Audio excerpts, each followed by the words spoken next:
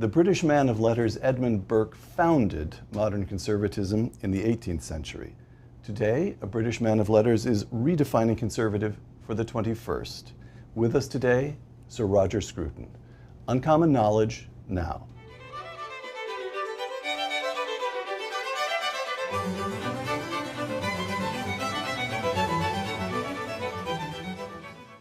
Welcome to Uncommon Knowledge. I'm Peter Robinson. Born in Lincolnshire during the Second World War, the philosopher Roger Scruton represents one of Britain's most significant conservative intellectuals. In the words of one observer, quote, England's most accomplished conservative since Edmund Burke, close quote. Knighted last year, Sir Roger holds undergraduate and doctoral degrees from Cambridge. He is the author of more than 50 books. You write faster than I can read, including his most recent book on human nature and his classic work, How to Be a Conservative. Sir Roger Scruton, welcome. Thank you.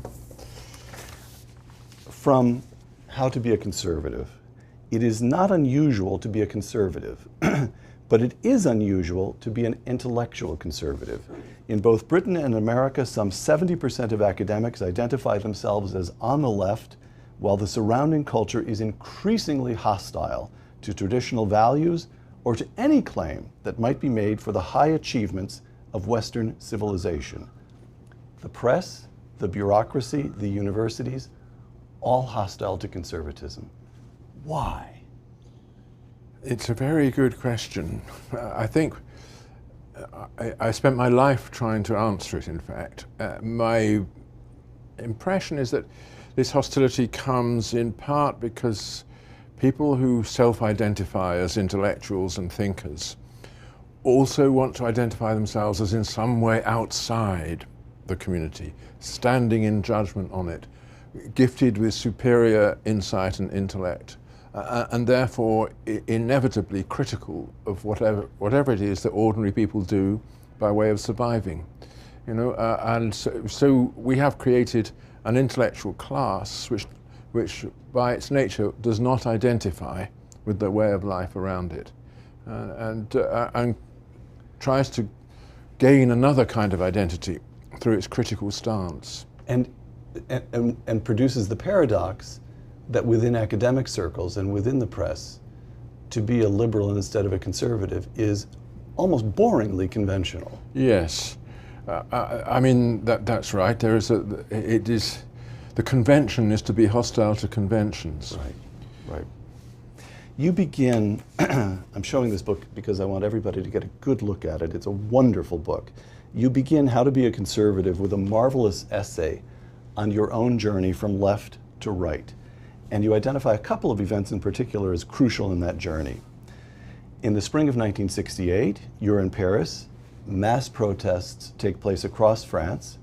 I quote, How to Be a Conservative. May of 1968 led me to understand what I value in the customs, institutions, and culture of Europe. Paris explodes, and young Roger Scruton decides to become conservative, not to join the students in the street. Why? Well, gosh, why?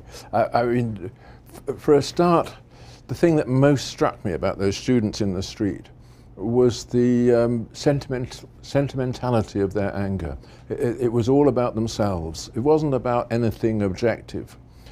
Here they were, the spoiled middle-class baby boomers who'd never had any real difficulty to cope with, shouting their heads off in the street, burning the cars belonging to ordinary proletarians whom they pretended to be defending against some imaginary oppressive structures erected by the bourgeoisie. The whole thing was a complete fiction based on the antiquated ideas of Karl Marx, ideas which were already redundant in the mid-19th century.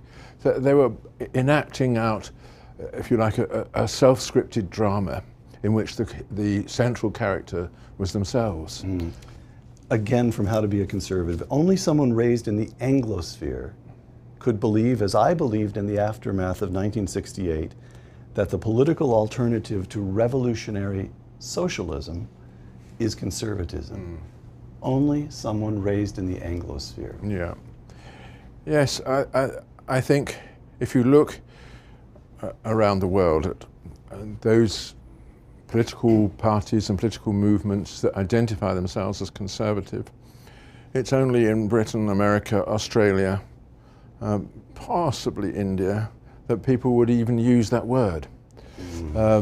Because there's a tradition which we have inherited from Edmund Burke and the reaction to the French Revolution of recognizing that there is an alternative to revolutionary change, and that is not changing. And this extraordinary original idea only enters the heads of English-speaking people. I don't know why, but it's something to do with the English language. It's sort of accommodation of eccentricities, the fact that we live a life based on compromise, the common law, which tells us that the ordinary person is in charge of the law, not the people there who are pretending to impose it on him. You know, all those things which we've inherited from hundreds of years, actually, of discussion and debate, they make it natural for us to say, you know, let's not change. The second large event in your own journey, a visit to Poland and Czechoslovakia in 1979 awoke me to the fraud that had been committed in socialism's name, and I felt an immediate obligation to do something about it. 79, the Pope visits Poland, you get the feeling that things are beginning to break up, but it's still, the iceberg is still sitting on Eastern Europe. Yeah. What happened in Czechoslovakia and Poland? What did you see? How were you awakened? I was there in Poland in the wake of the Pope's pilgrimage to his country. And there was a visible sense of that we Poles are together against this thing which controls us. But people, of course, couldn't openly talk about it, but the people I met talked to me about it.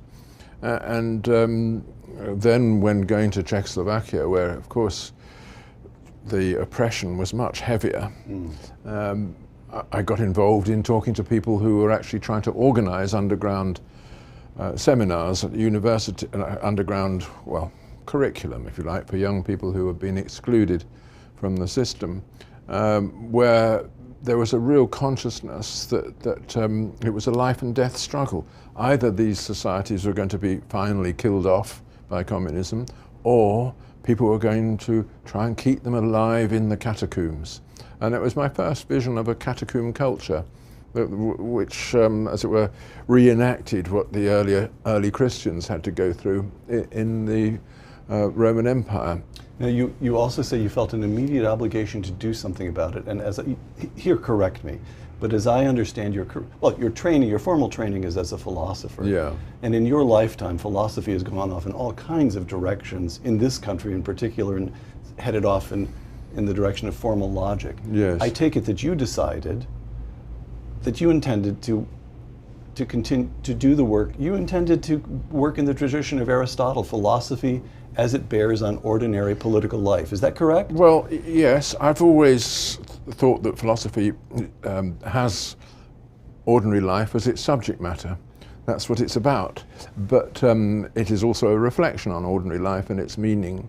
But when it came to working in Eastern Europe, my main thought was that what young people there especially needed was not merely philosophy, but a whole range of knowledge which had been excluded from the official curriculum. For instance, knowledge of history, knowledge of literature, a knowledge of the way in which those things connect, how music and art and literature feed into a vision of your society, and of course knowledge of the religious traditions of their countries. Now, all those things had been excluded by the Communist Party from the national sense of identity, but it didn't alter my view that they'd also been excluded from our societies too by the universities themselves. You know, most young people today leave a university having studied history but not actually knowing very much about it. They will know about the periods of revolutionary struggle and other things that have appealed to their professors as part of their own self-glorification. But they won't know the sort of things that are, as it were, interred within the spirit of the people. Mm. Your visit to Poland and Czechoslovakia took place again in 1979. Mrs. Thatcher becomes Prime Minister in the same year. Your views of Mrs. Thatcher are a little more complicated, I think, than an American conservative would expect to read, picking up a book entitled How to Be a Conservative. On the one hand, and again I'm quoting, "In the midst of our discouragement, Margaret Thatcher appeared as though by a miracle." And that surely, that surely is the way it felt to many people. On the other hand, and again I'm quoting Roger Scruton, quote, "I never swallowed in its entirety the free market rhetoric of the Thatcherites," close quote. So explain that. She's this miraculous being, but there's a lot of hogwash involved. Well, she came into our lives as a representative of our country at a time when the country looked particularly enfeebled by the trade unions, by the whole Labour Party attempt to rope society into a communal prison run by the state. All that was wonderful. We felt, phew, we don't actually have to go along with all that crap. We can do our own thing, and we can revert to our natural condition as rebellious, eccentric Englishmen. But she felt that she had to embellish it with a complete doctrine, which she borrowed from the Institute of Economic Affairs, about the need for market solutions to every social problem. Now, I'm all in favour of market solutions where they apply, but not every social problem does have a market solution. And there is a need for the maintenance of traditions in education and in culture and in the law, which are not traditions of free enterprise, but much more conditions of some kind of collective renunciation. People renunciation of the state. No, renunciation of one's own individuality. That's what a culture is, partly. And I think she wasn't sensitive to all that aspect of things. And you have to remember that we inherited, at the time when she became prominent, we inherited a society and an economy that had been radically changed by the Second World War and by the socialist governments that came into being because of the Second World War. Yes. People wanted a government based on planning because they had felt that the war showed the need for planning. If it hadn't been for planning, we wouldn't have survived it, and we almost didn't survive it because people weren't ready for it, etc. Well, actually, let me pursue that point if I may, because needless to say, here we sit in Washington in the second month of the Trump administration, so I'm going to haul you from Margaret Thatcher to Donald Trump, even if you come screaming. So again, how to be a conservative. Pressed for arguments, I'm quoting you, Mrs. Thatcher leaned too readily on market economics and ignored the deeper roots of conservatism in the theory and practice of civil society. You've just said this, but I want to tee it up again. Family, civil association, the Christian religion, and the common law were all integrated into her ideal of freedom of the law. The pity was that she had no philosophy with which to articulate that idea. She felt it, she knew it, but she'd not thought it through and in a way that permitted her to articulate it. All right, here's Mrs. Thatcher. Now, if I may go a step backward, and I am doing something very dangerous because my knowledge of this history is tenuous and yours will be deep. Winston Churchill had the capacity to articulate this deeper conservatism. Throughout the war, he's talking about love of native land. He uses the phrase, he actually uses the phrase, which would today have the man thrown in jail, he uses the phrase Christian civilization. And yet, in the 1945 election, in the face of the socialists, because he lacked a vocabulary to talk about free markets, he was naked before Attlee and this socialist impulse. And so what I'm getting at is, it almost, of course, I want to come to the American situation in a moment, but it almost seems to me as though there's a kind of ideological teeter-totter. Conservatives in Britain either get to talk about free markets Or they get to talk Churchill, Macmillan, Eden to the extent that he talked about anything, Heath later on, or they get to try to talk about cultural conservatism. Somehow the two don't seem to go together. Yeah. Is there some reason for that, or is it mere happenstance? No, that's a very insightful observation. I think since Edmund Burke, we've had this tension between the adoption of the free market as the instrument of economic organization, the primary way in which a society should create and exchange goods, and the sense that some things should be withheld from the market, and that those things are just as important, but much more difficult to defend. And of course, Burke was talking about those things that should be withheld from the market: love, family, and so on. All societies have recognized from the beginning of history that a market in sexual relations is the end of all social coherence. But it's always very hard to say why. But that's just one example. And all the things that matter to us, as soon as we recognize how much they matter, we want to withdraw them from the whole business of exchange and proliferation. And, as it were, hug them to ourselves. And that is, it's that aspect of humanity which is so difficult to articulate.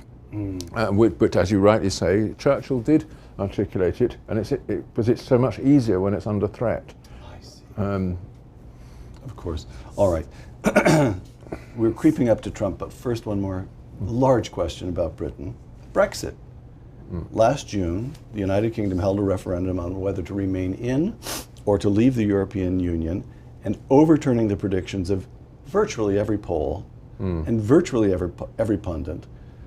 I myself, as I'm sure I was on the telephone to friends, very, I thought, well-informed friends, and the most pro-Brexit prediction I got on the day of the voting was, it'll be very touch and go, we'll have to see. Almost everybody expected it to fail, and it carried 52 to 48%. Close, but at the same time unambiguous. Sir Roger Scruton, speaking on the BBC soon afterwards, quote, "The experts failed to see that the British people are profoundly democratic and do not accept to be governed by bureaucrats who are not accountable for their mistakes," close quote. Now, one hears it said over and over and over again that it was xenophobia. The Brexit was a reaction against immigration. And Roger Scruton says it was a blow for democracy. Explain. Well, could be both. But I think what has been the feelings of opposition to the European Union of much longer standing than the recent feelings about the mass immigration from Europe. And they have been about democratic accountability. The thought being that more than half, I think in nearly 2/3 of the laws rubber stamped by our Parliament originate in Brussels, in the minds of bureaucrats who have no knowledge of or interest in the peculiar social conditions of Britain, which are very peculiar because we haven't been interfered with in this way before. And people have resented that, and rightly, because after all, what is democracy? It is if it's not the ability of a people to decide for themselves about the laws that operate in the country that is theirs. And that reference to the country, our country, is absolutely fundamental to the democratic idea. It is true, of course, that British people also reacted strongly to the mass immigration at the rate of something like 300,000 a year of people from the former communist countries. They were brought into the European Union without any mandate, any popular mandate from the existing members. They were people living in countries ruined by communism, suddenly given the opportunity to settle in places which were not so ruined. England, in particular, and Britain in general, has the advantage that its infrastructure was not destroyed in the war. Right. It speaks the international language. The freedom to settle there and to enjoy what the British people had defended at great cost to themselves, it was suddenly offered to these people. Inevitably, they all transferred to Britain. And it's not xenophobia to recognise that your life, if you're an ordinary person, that your life has been changed when suddenly people better qualified than you are competing for your job, where your child is going to a school where English is the second language, where your right to social housing has been conferred on people who never paid anything to obtain it, etc. Right. You know. So, one more question about Brexit. You've spoken about the peculiar customs of Britain. You've spoken about the distinctiveness of the Anglosphere. So is it your position simply that Britain ought to have left the European Union, or is it your position that the European Union in it is bad for everybody? I mean, one can see the Germans with war guilt. It would be lovely if they could dissolve themselves in a new sense of international identity. Spain wanting to rejoin Europe after the years of being cut off under France. You could create a kind of psychological case for every continent. The Italians would far rather have their money supply run by good, steady Germans than by their fellow Italians, and so on and so forth. So the European Union, let the continent have it. It's just that it's improper for us to be in, let us be out. Or the European Union is a nasty piece of work in and of itself? Well, I would say, when I did say this prior to the vote, that, that what is needed is not simply for us to withdraw from the treaty. What is needed is a new treaty, one that we could accept and that everybody else could accept too. And my view is that treaties are dead hands. They weigh upon you, maybe beneficially if they're restraining you from doing something that would otherwise be destructive, as peace treaties do. But they might actually prevent you from taking the measures needed to cope with the new situations. And no treaties don't adapt, and the more signatories to them there are, the less likely it is that they ever will adapt. And that is the problem. We were living under a treaty signed 60 or conceived 70 years ago by people long since dead in a situation that has vanished. Why should we be governed by it? Because it's unusual for a treaty in that it sets up a system of government. And so you have a system of government which is essentially non-adaptable. My view is get rid of it, and everybody come together again, seeing if they can get another kind of treaty which answers to all their separate national interests. You know, the Poles, take the Poles, they thought it was great to join the treaty because at last they would have a system of law which would replace the complete nonsense of communist legality. They had access to proper infrastructure and markets and so on. What they did not realize is that they would also lose all their youth. So that Poland is in a state of demographic collapse. Everyone goes off to London. So clearly, you know, each country has a different problem. Likewise, the Greeks thought, you know, great, the single currency, as you say, we can transfer all our debts to those reliable Germans. And then suddenly they realized, but of course, we can no longer govern our economy as we used to by periodic devaluation, and the result is a total collapse in youth employment. This country, Trump. From the British referendum on Brexit to the election of Donald Trump. Sir Roger Scruton, in a talk on the BBC the week after the American election, quote, "In America, as in Britain, the indigenous working class has been put out of mind, even overtly disparaged by the media and the political class. All attempts to give voice to their anxieties over immigration, over the impact on their lives of globalization, and the spread of liberal conceptions of sex, marriage, and the family have been dismissed or silenced." Close quote. First question, how can it be that when Franklin Roosevelt, 7 decades ago, in establishing modern conservatism, I beg your pardon, modern liberalism, the democratic of which the Democratic Party is the great champion, he placed the working class at the very center of that coalition. How can it be that these decades later, that same party, that same liberalism has turned its back on the indigenous working class. How did it happen? Yes, well, it's happened everywhere. I think, again, it's one of those deep mysteries, but I think there are two important factors that contributed to this. One is that the change in the economy, which has transferred an awful lot of economic activity to service activities, to activities that could be conducted through the internet or through companies based outside the jurisdiction, all that. It means that the old traditional working class, it no longer has that cohesion that it had before, and it's no longer an identifiable social mass in the way that it was in Roosevelt's day. That's one very important thing. The other important thing is that the liberal establishment has ceased to represent the interests of that class anyway. It represents the interests of people who are saying that they represent the interests of that class. It's a self-serving ideology of people who want to appear virtuous without the cost of it.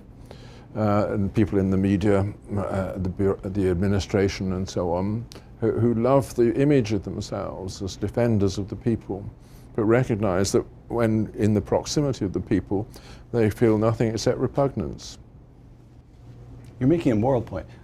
Pride, vanity, it all happened through pride and vanity and sloth and inattention on the part of very comfortable people. Well, there is that. I say that's only one factor. All right. There are also lots of good people who are liberals who really do worry about these things. Right. But I'm just talking about these new social factors which we have to recognize. You mentioned these factors that are legitimate concerns, anxieties over immigration. Now, again, one will hear over and over again, the American anxiety over immigration is xenophobia. It's just immoral to think you can draw a line at the border and keep out the people in the south of the border have immortal souls just as those, well, of course the liberal would doubt that, but they're worth, they have as much value as, all right. And then the other bit one here is it just economically, the more immigration, the more the economy grows? And then a kind of counter argument, but still it's the argument against the concern for immigration.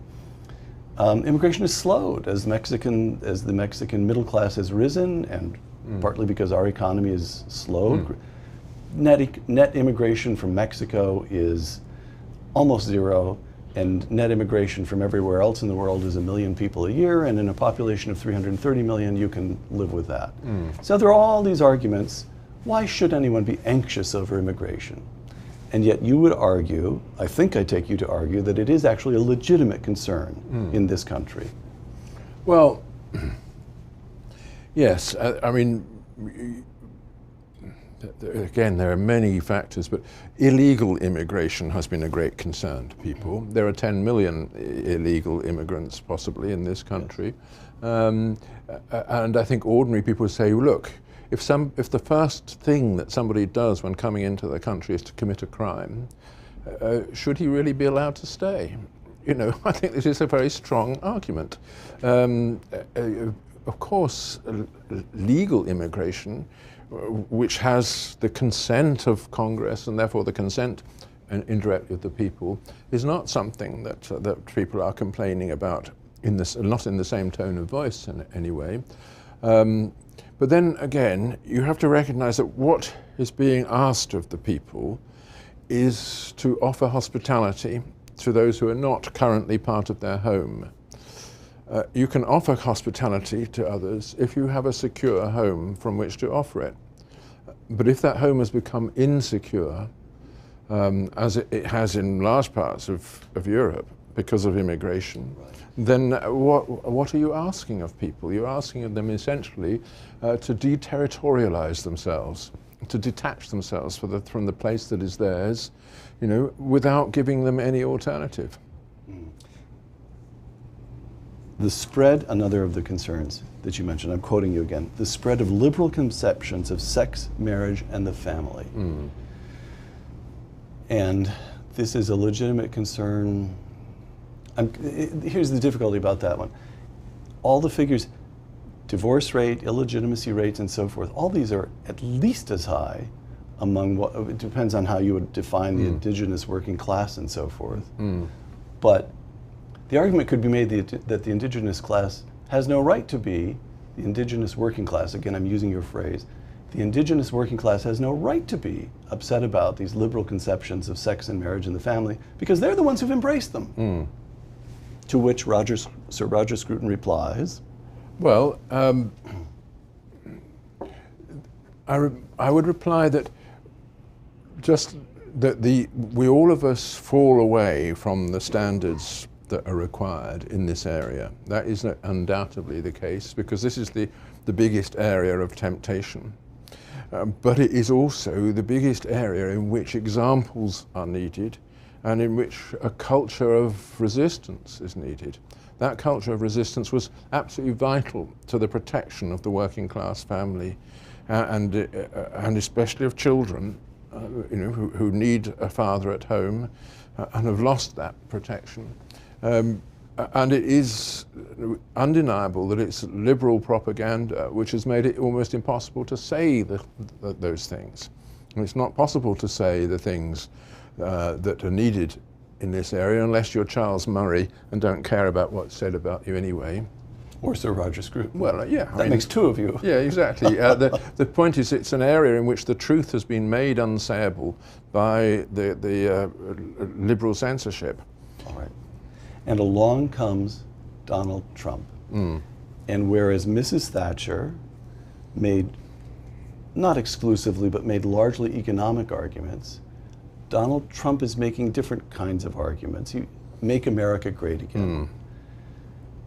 Does Roger Scruton approve of the 45th Chief Executive of the United States?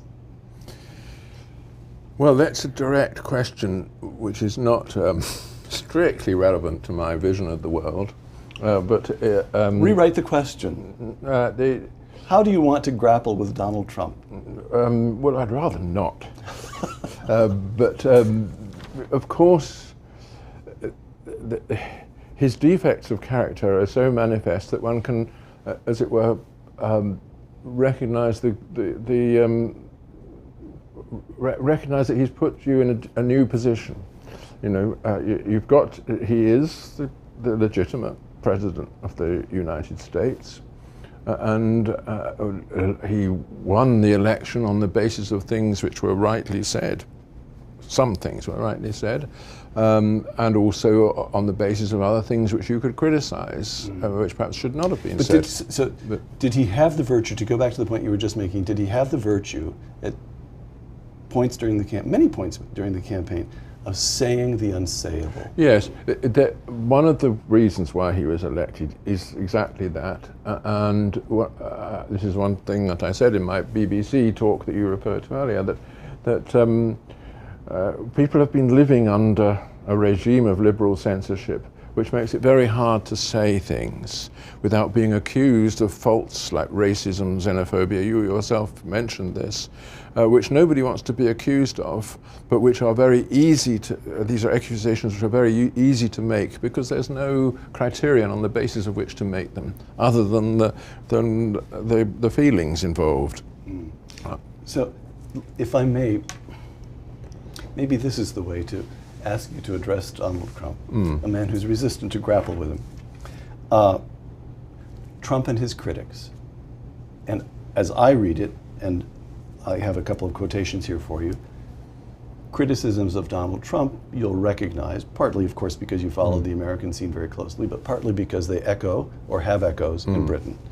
Here's John McCain speaking very recently, Senator John McCain speaking very recently at the Munich Security Conference in oblique, but not that oblique, criticism of the president. What would the founders of this security conference say if they saw our world today? They would be alarmed by an increasing turn away from universal values and toward old ties of blood and race and sectarianism, close quote. Donald Trump and also Sir Roger Scruton champion the native land, the indigenous, the organic culture, and here that can be called. You want to turn us back to blood and soil, blood and race and sectarianism. You see, that's the kind of language which I reject. My view is that the country is a vital part of our identity, I don't mean by that blood and soil in the Nazi sense. I mean this land, the place where our jurisdiction operates. And this is a crucial thing about the national idea. It's a defense of territorial jurisdiction against religious or quasi-religious jurisdictions, like the universal doctrine of human rights or the Sharia, to take another competitor. We live, and we are fortunate to live, in countries where the law is defined by the land over which it operates. And within that land, of course, there is a sense of belonging on which the law draws for the democratic process. There's nothing blood and soil about this. It's to do with neighbourhood. We are settled among neighbours. We want to get along with them. We don't want to force them to agree with us about everything, nor do we require them to be of the same race, whatever that means. But we do require them to share our commitment to the place where we are, because this is where we're building a home. And other people might want to come into that home, and we should be entitled to invite them, provided they agree to abide by the rules. All this is perfectly reasonable, in my view, and it's only because the left have dominated the language in which these things are discussed that my reasonable position can be made to look like that unreasonable position which you were just attributing. One more criticism of Trump, and this is his now famous executive order imposing a temporary travel ban from 7 countries in the Middle East where there has been terrorism, 7 Muslim majority countries, as the press put it in reporting on this. And one of the sources of immediate criticism was the United States Conference of Catholic Bishops. Here's their statement, quote, part of their statement: "The bond between Christians and Muslims is founded on the unbreakable strength of charity and justice. Welcoming the stranger is the very form of Christianity itself. The actions of our government must remind people of basic humanity," close quote. Well, there you get, you've heard this before, there you get the notion that drawing lines at the border is, from the Catholics, it's unchristian, from others, it's immoral. Who are you? Who was Donald Trump? Who was Sir Roger Scruton? Who was Prime Minister May to say, we have the right to keep people out? Well, I mean, you have a house which you share with your wife and children, or assuming you have them, and you do recognize a right to keep out of that house people whom you've not invited in, don't you? I do. And having invited people in who start smashing things up, you recognize a right to exclude them. I do.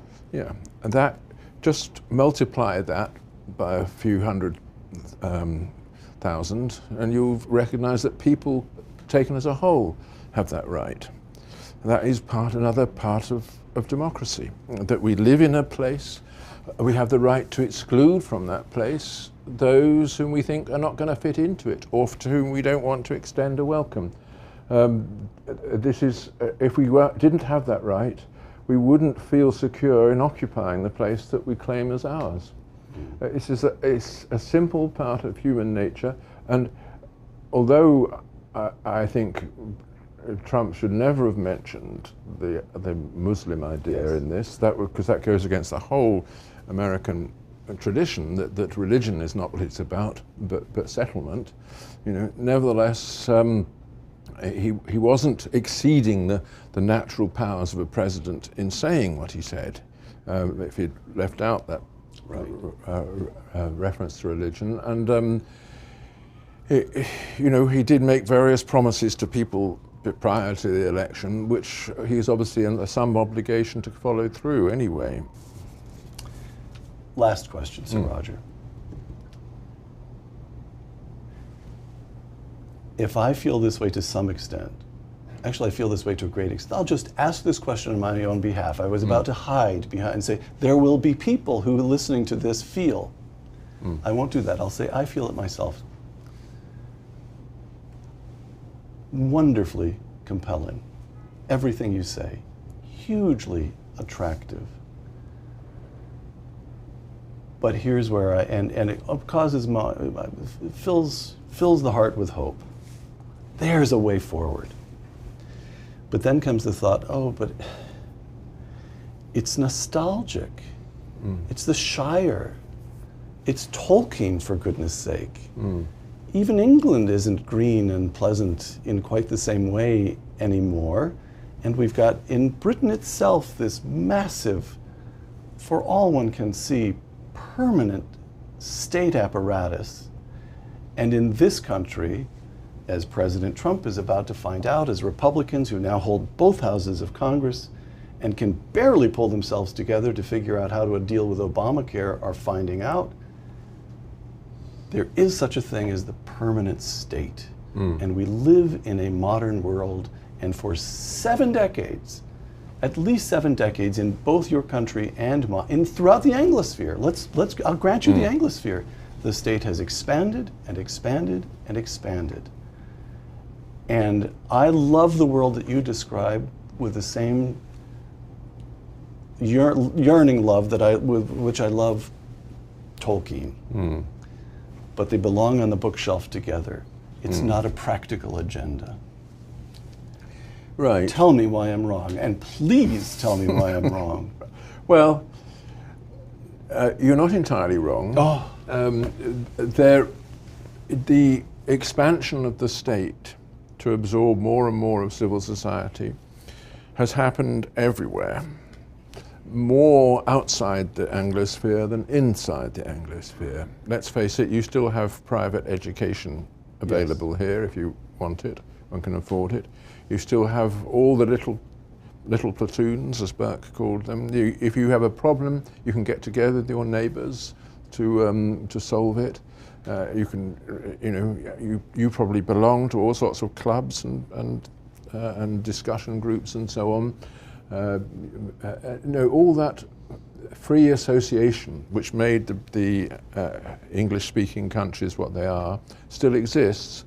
It's just that there's a tax on it, roughly speaking, half of what you earn, yes, which goes to maintain a sort of shadow community of parasites whose only justification is that they pretend to be governing us. You have to, we belong in an organism which is accompanied by a cancerous version of itself. That's the way it is. All you can do is every now and then diminish it, if cut off this or that bit of it, but it will always be there. But at the same time, focusing on the other thing is not nostalgia, although nostalgia is an underrated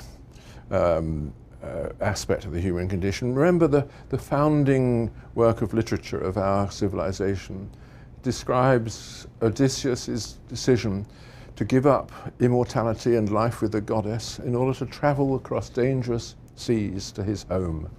It set the model for what all our literature since has been about, and all our art. And why turn away from that? That is, we are in this world as dispossessed and alienated, and we do have that longing for a home, and we try to build it.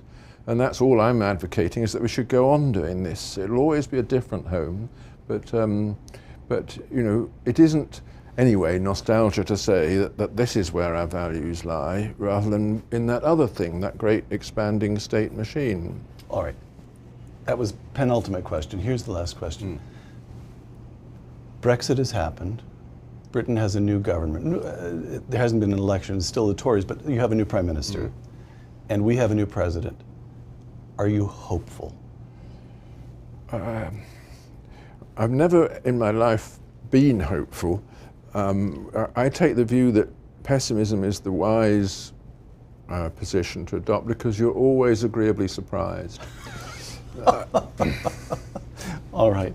Sir Roger Scruton, author of more than 50 books, including the superb How to Be a Conservative. Thank you. Thank you. For the Hoover Institution and Uncommon Knowledge, I'm Peter Robinson.